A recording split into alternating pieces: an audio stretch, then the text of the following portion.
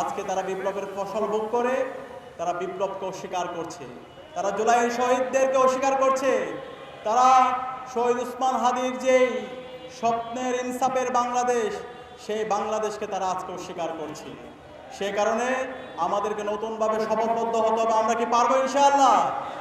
ইনশাআল্লাহ এই বাংলার জমিনে ইনসাফ কায়েম না হওয়ার আগ পর্যন্ত আমাদের লড়াই সংগ্রাম জারি রাখতে হবে। আজকে বিপ্লবের 2 বছর আমরা পার করছি। বিপ্লবের পরে আজকে নির্বাচন হয়েছে, 6 মাস পার করছি।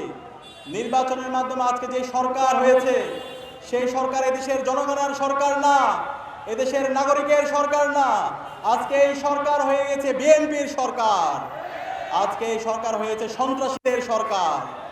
আজকে এই সরকার আমরা যদি দেখি সব দিক দিয়ে ব্যর্থ। 6 মাসে আমাদের এই নগরের যারা নাগরিকরা আছে তাদের সব ধরনের অধিকার এই সরকার হরণ করেছে।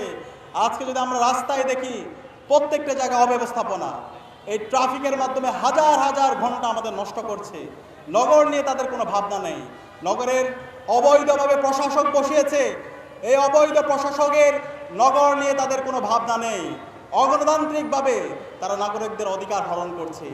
আজকে জ্বালানি সংকটের কারণে, গ্যাস সংকটের কারণে আমাদের বাড়িগুলোতে রান্না হচ্ছে না। আপনাদের বাড়ি থেকে রান্না হচ্ছে?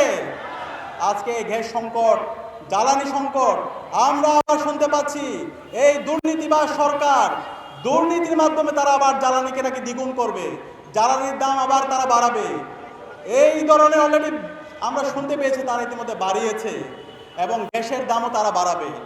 এই ধরনের ব্যর্থ দুর্নীতিবাজ সরকার তারা একই সাথে জুলাই সনদের যে গণভোটের জনরায়, সেই জনরায়কে তারা অস্বীকার করে। সুতরাং আমরা তাদেরকে অনুরোধ করব, আপনাদের ব্যর্থতার দায় নিয়ে যারা মন্ত্রী আছে সবার পদত্যাগ করা দরকার। আজকে যদি বাংলাদেশ সভ্য রাষ্ট্র হতো তাহলে এই মন্ত্রীরা তারা পদত্যাগ করে জাতির কাছে প্রকাশ্যে ক্ষমা চাইতো, কিন্তু একজন মন্ত্রীও তাদের মধ্যে সে অনুশোচনা আমরা দেখতে পাই না। তারা বিভিন্ন ধরনের নির্বাচনের আগে প্রতিশ্রুতি দিয়েছে, কিন্তু প্রত্যেকটা প্রতিশ্রুতি তারা বাস্তবায়নে ব্যর্থ হয়েছে। আমাদের প্রধানমন্ত্রী যিনি হয়েছেন, নির্বাচনের আগে বিভিন্ন জায়গায় গিয়ে গণভোটে হায়ের কথা বলেছেন। এখন তারা বলছেন নির্বাচিত হয়ে আসার পরে তারা একটা কৌশল অবলম্বন করেছেন। এই ধরনের শহীদদের সাথে যারা মিথ্যা প্রতারণা করে, কৌশল করে, তারা হচ্ছে প্রতারক, তারা হচ্ছে মুনাফিক। তাদেরকে এই জাতি আজীবন ভিন্নভাবে তাদেরকে ইতিহাসের পাতায় স্থান দিবে এবং শহীদদের রক্তের সাথে যারা প্রতারণা করবে আমরা দীপ্ত কণ্ঠে ঘোষণা করছি তারা ধুলোর সাথে মিশে যাবে।